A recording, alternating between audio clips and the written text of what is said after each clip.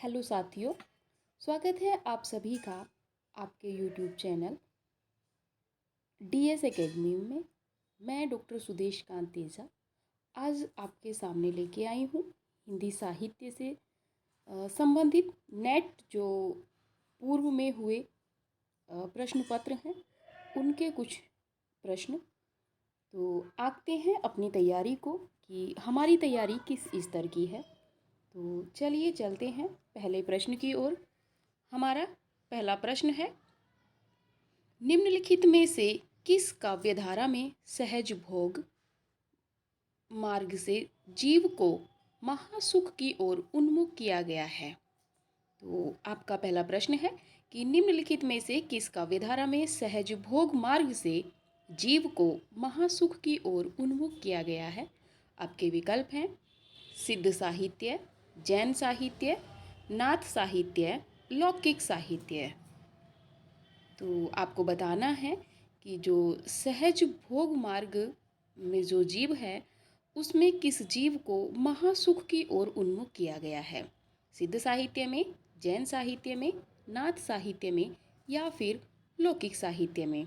तो यहाँ पर आपका सही विकल्प हो जाएगा सिद्ध साहित्य में।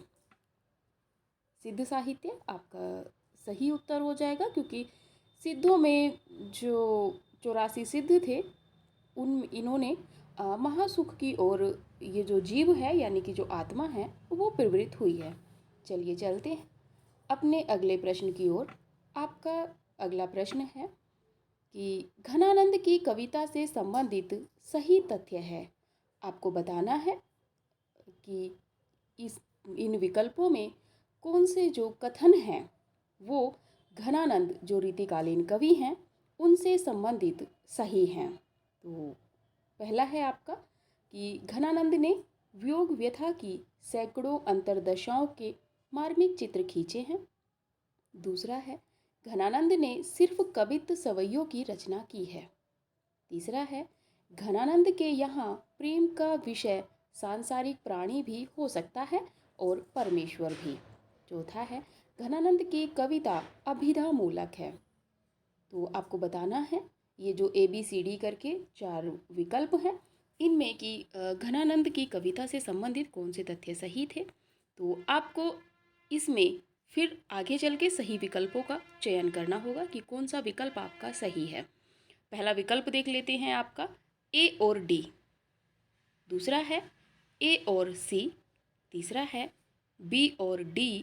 चौथा है C और D। तो आपको इसमें से सही उत्तर का चयन करना है कि कौन से कथन घनानंद की कविता के संबंध में सही हैं। तो चलिए देखते हैं। आपका उत्तर होगा यहाँ पे 2, यानी कि A और C। A यानी कि घनानंद ने वियोग व्यथा की सैकड़ों अंतर्दशाओं के मार्मिक चित्र अपने काव्य में खींचे हैं। उनका काव्य जो है वो वियोग व्यथा से संबंधित है और उसमें बहुत सूक्ष्म और जो चित्रण है वो घनानंद जी ने किया है।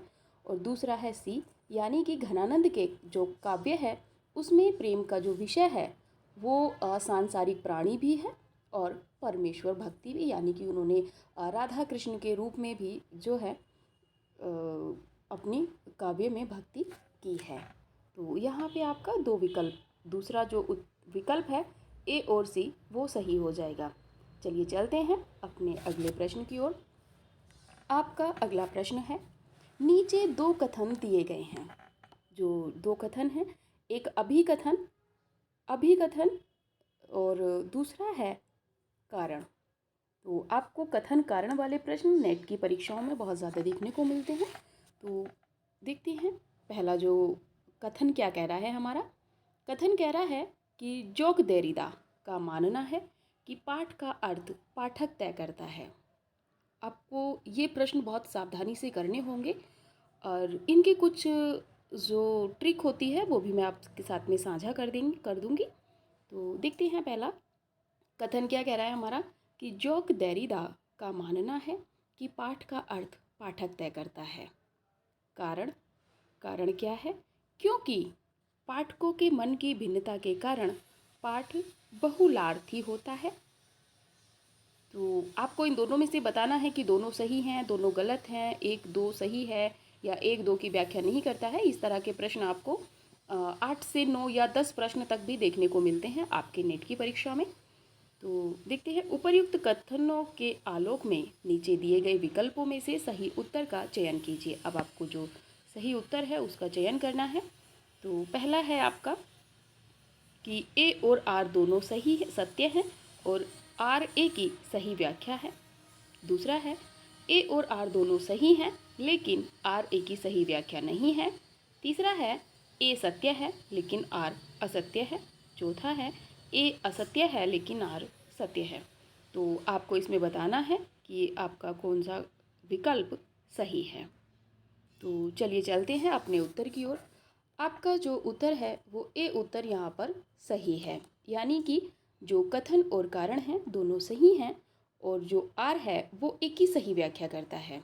इन प्रश्नों को हल करने का एक तरीका ये भी होता है कि जो आर होता है कारण को कथन के साथ में हम लोग जोड़कर देखते हैं।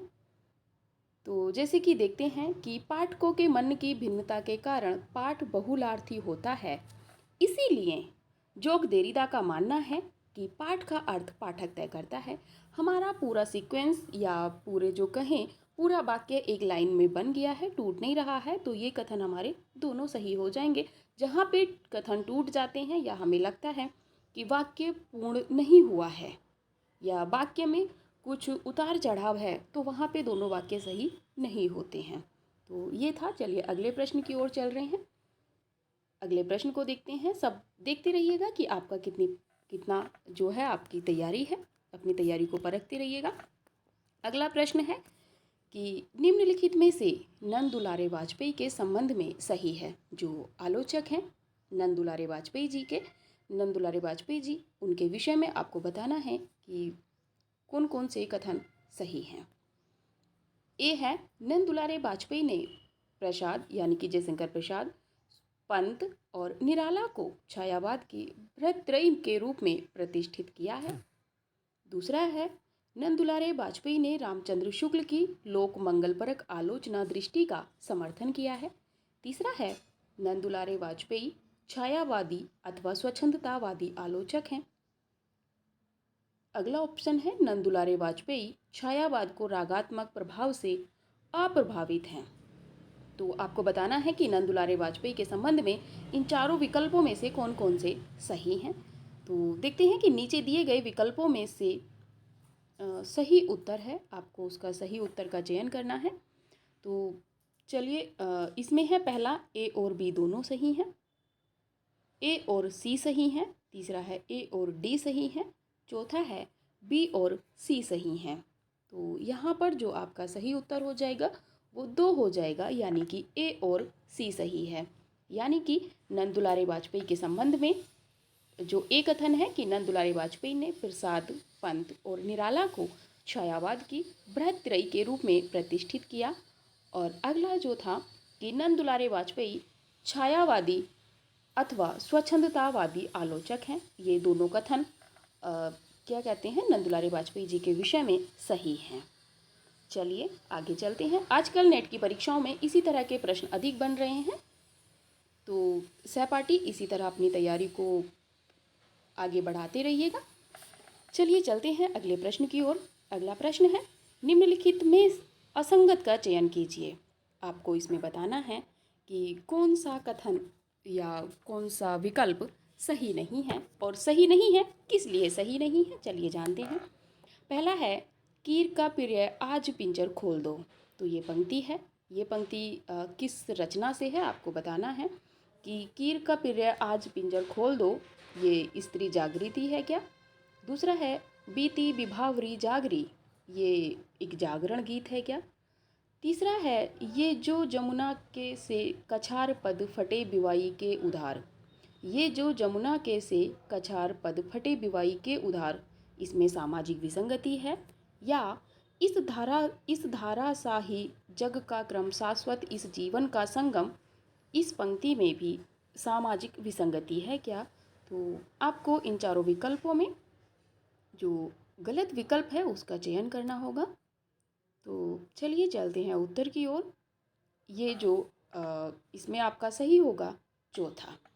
जो फोर्थ विकल्प है उसमें है कि इस धारा सा ही जग का क्रम शाश्वत इस जीवन का संगम। ये जो है इसमें जो है वो दार्शनिकता है, इसमें दार्शनिकता है और ये पंत जी की पंक्ति है। चलिए तो आगे देख लेते हैं। जो ये स्त्री जागृति पहला है, ये महादेवी वर्मा जी की है। दूसरी आपकी प्रसाद जी की पंक्ति है, हम लोग यहीं पे देखते चलते हैं। और तीसरी जो पंक्ति है ये निराला जी की पंक्ति है। तो आशा है सहपाठियों को समझ में आ रहा होगा। तो यहाँ पे आपका फोर्थ विकल्प सही था। चलते हैं अगले प्रश्न की ओर। अगला प्रश्न है आपका, ईश्वर अंश जीव अविनाशी चेतन अमल सहज सुख राशि। तो इन पंक्तियों का में जो है आपको बताना है कि कौन सा दर्शन लक्षित होता है। पहला अद्वैतवाद, दूसरा भेदाभेदवाद, तीसरा द्वैताद्वैतवाद, चौथा विशिष्टाद्वैतवाद। तो इसमें जो है आपका वो विकल्प हो जाएगा विशिष्टाद्वैतवाद। इन पंक्तियों में विशिष्टाद्वैतवाद है। हम बता दें आपको कि विशिष्टाद्वैतवाद के जो प्रतिपादक आचार्य हैं वो आचार्य रामानुज जी हैं। चलिए अगले प्रश्न की ओर बढ़ते हैं। अगला प्रश्न है कि निम्नलिखित में असंगत है, आपको फिर से गलत विकल्प का चयन करना होगा। तो देखते हैं कि पहला है कुछ पते कुछ चिट्ठियाँ, ये रचना किसकी है। तो कुछ पते कुछ चिट्ठियाँ रघुवीर सहाय। दूसरा आत्मा की आंखें दिनकर। तीसरा चुका भी हूँ नहीं में शमशेर बहादुर सिंह।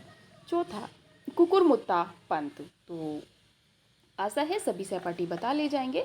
इसका जो फोर्थ विकल्प है वो सही है, क्योंकि कुकुरमुत्ता जो है वो पंत जी की ना होकर निराला जी की रचना है। ठीक है, तो चलिए समय ना व्यर्थ करते हुए सरल प्रश्नों पर आगे बढ़ते हैं। अगला प्रश्न है, परिंदे कहानी के पात्र हैं। आपको बताना है नेट में लगी हुई परिंदे कहानी जो निर्मल वर्मा जी की कहानी है और ये इसी नाम से कहानी संग्रह भी है और इसको डॉक्टर नामवर सिंह ने हिंदी की पहली कहानी संग्रह माना है आधुनिक। तो देखते हैं कि इसके पात्र कौन नहीं है। रिचर्ड, डॉक्टर मुखर्जी, रामधन या मिस्टर ह्यूवर्ट। तो नीचे दिए गए विकल्पों में सही उत्तर का चयन कीजिए।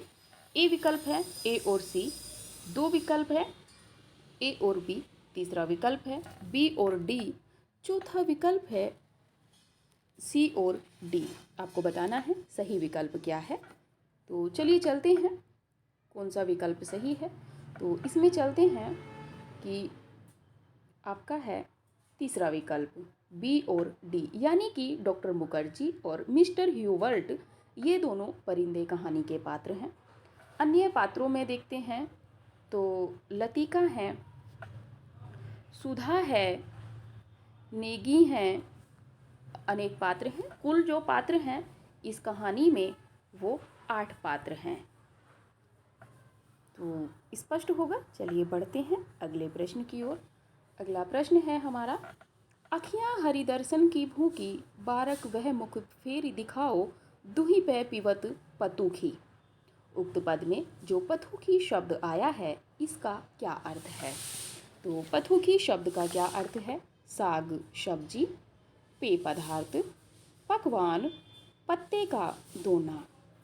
तो सहपाठी थोड़ा ध्यान से प्रश्नों को पढ़ते हुए चलिएगा, क्योंकि इस तरह के प्रश्न आजकल बहुत परीक्षाओं में बन रहे हैं। एक एक शब्द का अर्थ पूछ लेते हैं। तो इसमें जो सही उत्तर होगा कि अखियाँ हरिदर्शन की भूखी बारक वह मुख फेरी दिखाओ दुही पिय पिवत पतुखी। तो इसमें जो ये पतुखी शब्द है इसका सही अर्थ होगा पत्ते का दोना। और ये जो पंक्ति है ये पंक्ति सूरसागर से ली गई है और सूरसागर में जो है भ्रमर गीत से ली गई है और ये जो रचना है सूरदास जी की है।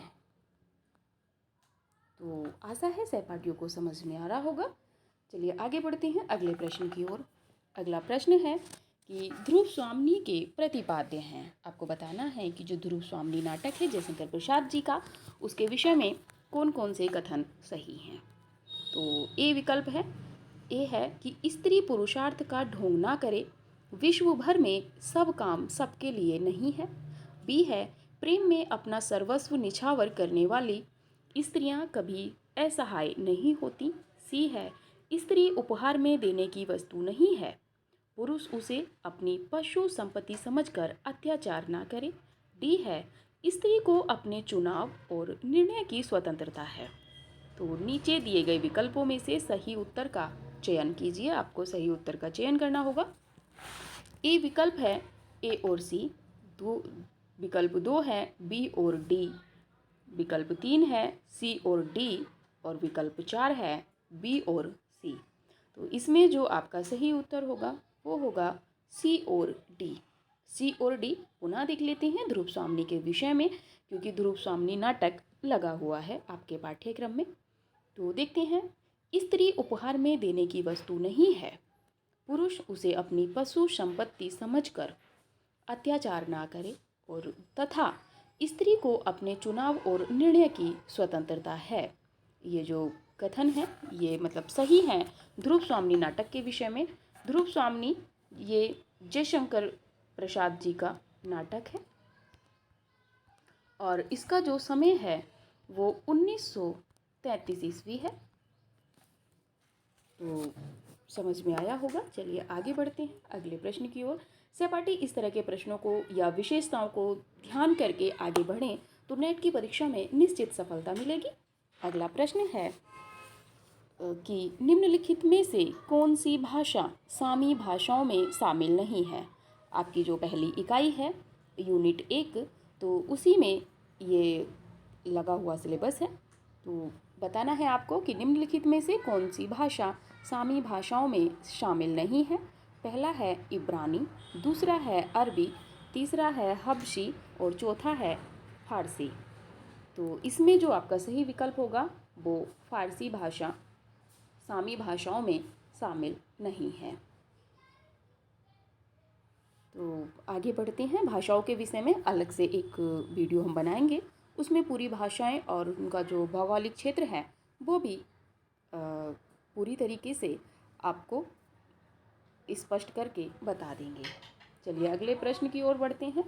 अगला प्रश्न है कि निम्नलिखित में से असत्य का चयन कीजिए। आपको बताना है कि इनमें असत्य कथन कौन सा है। पहला है लहना सिंह जो पात्र है वो किसका है, उसने कहा था। दूसरा है लतिका परिंदे, तीसरा है शामनाथ चीफ की दावत, चौथा है पीर बख्श दुलाई वाली। तो आपको बताना है कि इसमें कौन सा कथन असंगत है। तो इसमें आपका जो है वो ये 4th विकल्प सही नहीं है, क्योंकि जो पीर बख्श जो पात्र है वो पर्दा कहानी जो यशपाल जी की है उनका पात्र है। ठीक है, यहाँ तक स्पष्ट है। आगे बढ़ते हैं अगले प्रश्न की ओर। अगला प्रश्न है हमारा कि आपको बताना है जो पद है कि जहाँ ने धर्म न बुद्धि नहीं नीति न सुजन समाज, ते ऐसे ही आपहु न से जैसे चौपट राज। तो अंधेर नगरी के किस चरित्र से इस काव्यात्मक संवाद को कहलवाया गया है। आपको बताना है कि ये जो पंक्ति है कि जहाँ ने धर्म ने बुद्धि नहीं नीति ने सुजन समाज, ते ऐसे ही आपहु न से जैसे चौपट राज। तो ये पंक्ति अंधेर नगरी के किस पात्र ने कही है। पहला है गुरु, दूसरा है गोवर्धन, तीसरा है फरियादी, चौथा है महंत। तो इसमें जो है ये नेट में प्रश्न गलत बना था और इसमें जो है आपके दो जो विकल्प हैं गुरु और महंत दोनों ही इसमें सही हैं और इसी प्रश्न पर एफ भी लगा था। तो सहपाठी इस तरह भी ध्यान करके चलिएगा कि जो दो विकल्प सही होते हैं उसमें आप ज़्यादा से ज़्यादा जो है पहले प्रश्न को अपने विकल्प में रखेंगे। ठीक है, आगे बढ़ते हैं अगले प्रश्न की ओर। अगला प्रश्न है आपका कि निम्नलिखित में से कौन ईदगाह कहानी के पात्र नहीं है। आपको बताना है कि कौन से पात्र ईदगाह कहानी में नहीं है। जुम्मन शेख, महमूद, भजन सिंह, मोहसिन। आपको दिए गए कूट विकल्पों में सही विकल्पों का चयन करना है। पहला है ए और बी, दूसरा है ए और सी, तीसरा है बी और डी, चौथा है सी और डी। तो इसमें जो आपका सही विकल्प है, आप सभी लोगों ने बहुत छोटे से ईदगाह कहानी पढ़ी होगी, तो इसमें जो आपका सही विकल्प है वो दूसरा विकल्प है। दूसरे विकल्प में ए और सी यानी कि जुम्मन शेख, और इसमें जो आपका विकल्प है जुम्मन शेख और भजन सिंह जो है वो इस कहानी के पात्र नहीं हैं। चलिए आगे बढ़ते हैं अगले प्रश्न की ओर। अगला प्रश्न है कि निम्नलिखित में से कौन सी पुस्तक टी.एस. इलियट की नहीं है। आपको बताना है जो पाश्चात्य विचारक हैं टी.एस. इलियट, उनकी कौन सी रचना नहीं है या कौन सी उनकी पुस्तक नहीं है। तो द सीक्रेट वुड, दूसरी है द सिलेक्टेड एसेज, तीसरी है द रिपब्लिक और चौथी है एसेज एसेंट एंड मॉडर्न। तो इसमें जो आपका सही विकल्प होगा वो होगा द रिपब्लिक, क्योंकि द रिपब्लिक जो है वो प्लेटो की रचना है, प्लेटो की पुस्तक है। तो चलिए आगे बढ़ते हैं अगले प्रश्न की ओर। अगला प्रश्न है निम्नलिखित में से कौन सी पुस्तक भोजराज की है। जो काव्यशास्त्री हैं भोजराज काव्यशास्त्र में हमारे, आपको बताना है कि उनकी कौन सी पुस्तक है। तो 16वें प्रश्न में देखेंगे, पहली है अभिनव भारती, दूसरी है व्यक्ति विवेक, तीसरी है काव्य कौतुक और चौथी है श्रृंगार प्रकाश। तो इसमें जो भोजराज की पुस्तक है वो श्रृंगार प्रकाश है और ये 1908 की रचना है। तो चलिए आगे बढ़ते हैं और इस किताब के विषय में, पुस्तक के विषय में है कि ये 36 अध्यायों में है। चलिए आगे बढ़ते हैं अगले प्रश्न की ओर। अगला प्रश्न है जो उपन्यास है आपका बंटी मन्नू भंडारी जी का, उसके विषय में कौन सा कथ्य है। आपको बताना है कि इसके विषय में कौन से कथन सही है। देखते हैं, ए तलाकशुदा दंपति पत्नी की संतान की समस्या, बी है समकालीन राजनीतिक परिदृश्य, सी है राजनीति में प्रविष्ट मूल्यहीन था और डी है दाम्पत्य संबंध का विघटन। तो आप सभी ने मन्नू भंडारी जी का ये उपन्यास पढ़ा होगा। तो देखिए चलते हैं कि नीचे दिए गए विकल्पों में से सही उत्तर का चयन कीजिए, कौन सा उत्तर सही है। पहला है ए और बी, दूसरा है बी और सी, तीसरा है ए और डी, चौथा है सी और डी। तो इसमें जो आपका सही विकल्प है वो होगा ए और डी, यानी कि जो आपका बंटी मन्नू भंडारी जी का उपन्यास है ये बंटी को केंद्र करके लिखा गया और इसमें दिखाया भी गया है, आप सबने पढ़ा होगा कि कैसे जो क्या कहते हैं अजय और शकुन जब वो लेना चाहते हैं, मतलब डाइवोर्स लेना चाहते हैं, तो उस समय पति पत्नी की जो है वो संतान की समस्या होती है कि बंटी किसके पास रहेगा। और डी विकल्प, डी ऑप्शन है कि दाम्पत्य संबंध का विघटन, और इसमें जो पति पत्नी के जो संबंध हैं दाम्पत्य संबंध, उनमें विघटन यानी कि तकरार होती है, इसीलिए तलाक ये लोग लेते हैं। तो चलिए अगले प्रश्न की ओर चलते हैं। अगला प्रश्न है कि संस्कृति के 4 अध्याय में दिनकर ने रविंद्रनाथ टैगोर और मोहम्मद इकबाल को आख्यायित किया है। आपको बताना है कि किस रूप में इन्होंने रविंद्रनाथ टैगोर, क्षमा कीजिएगा यहाँ पे खविंद्रनाथ हो गया, यहाँ पे रविंद्रनाथ है, रविंद्रनाथ टैगोर को और मोहम्मद इकबाल को किस रूप में आख्यायित किया है। पहला है राष्ट्रीय कवि के रूप में, दूसरा है नवोत्थान के कवि के रूप में, तीसरा है भारतीय कवि के रूप में, चौथा है सामासिक संस्कृति के रूप में। तो इसमें जो आपका सही विकल्प होगा वो 2 होगा, नवोत्थान के कवि के रूप में। तो ये भी आपकी पुस्तक लगी हुई है सिलेबस में। तो कोशिश कीजिएगा कि थोड़ा थोड़ा किताबों को आप भी पढ़िएगा, वरना हम तो पूरी किताबों का विश्लेषण ही संक्षिप्तीकरण में आप तक लेकर आएंगे। चलिए अगले प्रश्न की ओर बढ़ते हैं। अगला प्रश्न है, कर रही लीला में आनंद, महाचिति सजग हुई सी व्यक्त, विश्व का उन्मीलन अभिराम, इसी में सब होते अनुरक्त। तो इस पंक्ति में हमें देखना है कि उक्त पद में शिव की कौन सी तीन शक्तियों को महाचिति कहा गया है। तो देखिए, अब ये प्रश्न बना है, आगे प्रश्न बन सकता है कि इसमें जो महाचिति है ये किससे संबंधित है। तो ये जो महाचिति, जो ये शब्द है, ये शिव की जो तीन शक्तियाँ हैं उनसे संबंधित है। तो ये महाशक्तियाँ, जो महाचिति में शिव की तीन शक्तियाँ कौन सी हैं? ए है इच्छा ज्ञान स्मृति, दूसरा विकल्प है कामना ज्ञान स्मृति, तीसरा है इच्छा ज्ञान क्रिया, और चौथा है इच्छा भ्रांति और क्रिया। तो इसमें आपका जो है वो तीसरा विकल्प सही होगा। इच्छा ज्ञान और क्रिया, ये जो तीन शक्तियाँ हैं, इन्हीं को महाचिति कहा गया है इस पंक्ति में। और ये जो पंक्ति है ये एक तरह से कामायनी पर ही है। ठीक है, चलिए अब आगे चलते हैं। यहाँ तक सहपाठियों को स्पष्ट हो रहा होगा, आशा करते हैं। अगले प्रश्न की ओर। अगला प्रश्न है कि असाध्य वीणा अज्ञेय के किस कविता संग्रह में है। जो असाध्य वीणा अज्ञेय जी की कविता है वो उनके किस कविता संग्रह में संकलित है।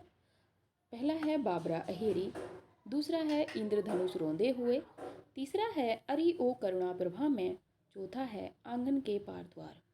तो आपको बताना है कि असाध्य वीणा किस संकलन में संकलित है।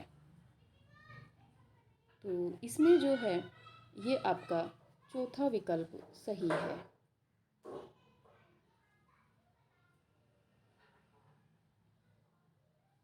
ये आंगन के पार द्वार काव्य संग्रह में संकलित है और इसका जो प्रकाशन वर्ष है वो 1961 ईस्वी है।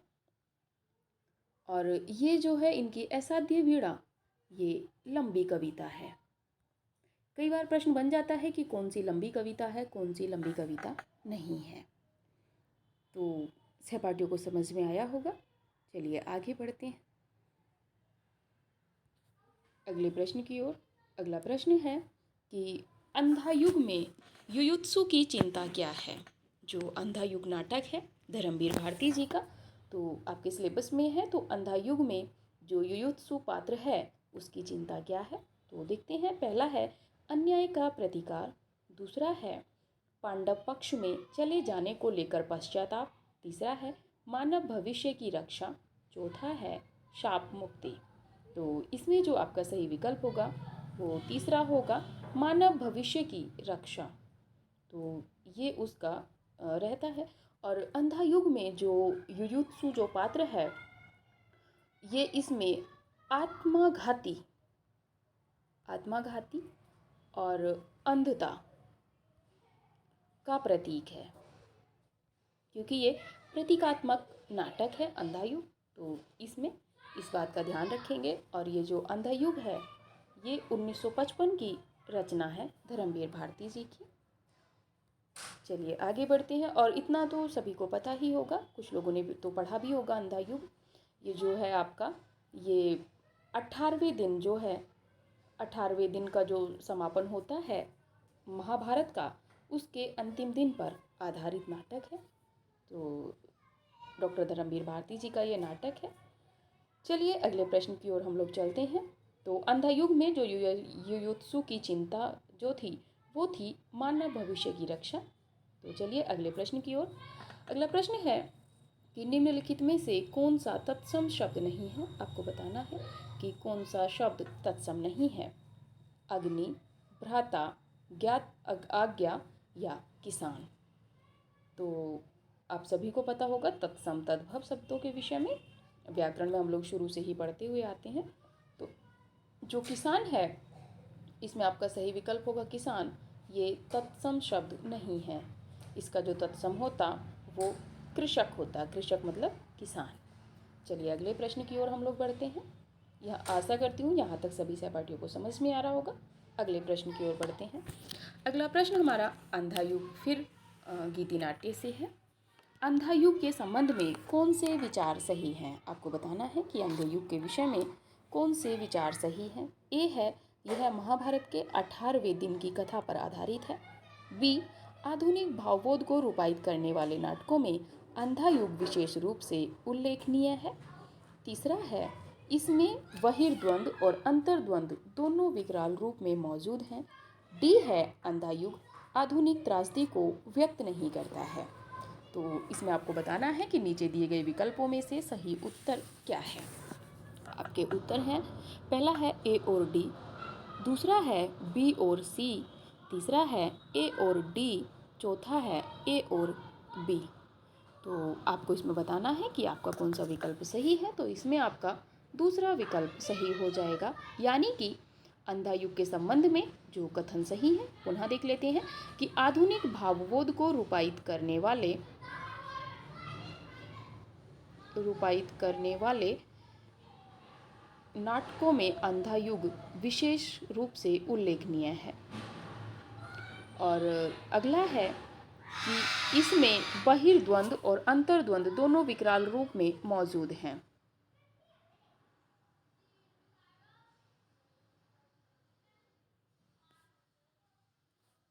चलिए बढ़ते हैं अगले प्रश्न की ओर। अगला प्रश्न लेते हैं। अगला प्रश्न है हमारा कि अरे यायावर रहेगा याद में सम्मिलित है। आपको बताना है कि अरे यायावर रहेगा याद जो आपकी अज्ञेय जी की रचना है, उसके विषय में क्या सम्मिलित है। ए है माजुली, बी है धरती का धनी, सी है 20वीं सदी का बाणभट्ट, डी है बहता पानी निर्मला। तो इसमें भी आपको कूट देना है कि नीचे दिए गए विकल्पों में से सही उत्तर का चयन करना है। पहला है ए और बी, दूसरा है बी और सी, तीसरा है सी और डी, चौथा है ए और डी। तो इसमें आपका जो सही विकल्प होगा वो फोर्थ विकल्प है ए और डी, यानी कि माजुली द्वीप भी अरे यायावर रहेगा याद जो यात्रा वृत्तांत है उसमें आता है, और बहता पानी निर्मला ये इसी में आए हैं। तो माजुली द्वीप और ये जो है बहता पानी निर्मला मंजरी साथ में संकलित यात्रा निबंध लेख है जो अज्ञेय जी ने इसमें संकलित किया है। तो चलिए चलते हैं आज के सेशन के अंतिम प्रश्न की ओर। आशा करती हूँ यहाँ तक सभी सहपाठियों को स्पष्ट समझ में आ रहा होगा और अपनी तैयारी को सही दिशा में ले जाने की ओर भी आपको कुछ ना कुछ महत्वपूर्ण तथ्य मिल रहे होंगे कि अपनी तैयारी को या हमें किस दृष्टि में प्रश्नों को तैयार करना है या किस दृष्टि में अपनी किताबों को संकलित करना है। तो देखते हैं कि निम्नलिखित में से किस कवि का उपनाम हितैषी है। तो पहला है तुलसीराम शर्मा, दूसरा है गोपाल शरण सिंह, तीसरा है अनूप शर्मा और चौथा है जगदम्बा प्रसाद। तो आपको बताना है, सरल सा प्रश्न है, उपनाम वाले प्रश्न भी 1-2 हमें मिले।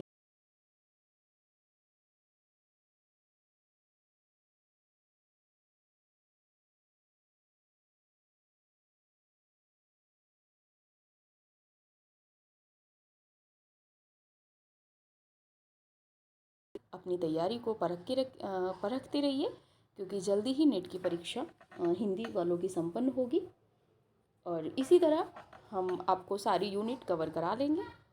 तो चलिए सभी का धन्यवाद। चैनल को सब्सक्राइब कर दीजिएगा ताकि जो भी हम नई वीडियो लेके आएँ वो आपको समय पे मिल जाए और लाइक भी करते रहिएगा। सभी को धन्यवाद।